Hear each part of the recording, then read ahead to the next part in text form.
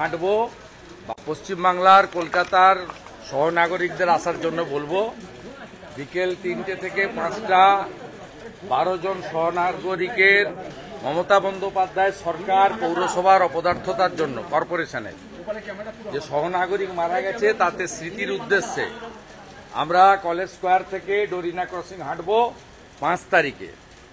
এই ১২ জন সহনাগরিকের জন্য কলকাতায় মমতা বন্দ্যোপাধ্যায় যেদিন উৎসব করছেন সেদিন আমরা সহনাগরিকদের স্মৃতির উদ্দেশ্যে হাঁটবো।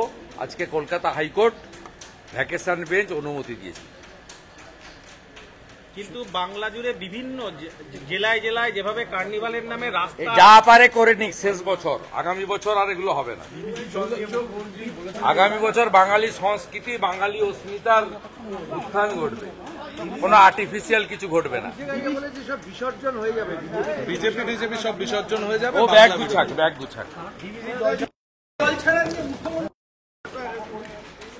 ও মিথ্যাবাদী মুখ্যমন্ত্রী।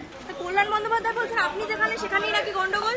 কল্যাণ বন্দ্যোপাধ্যায় বলছে আপনি যেখানে সেখানেই অসুস্থ ছিল না, অসুস্থ ছিল।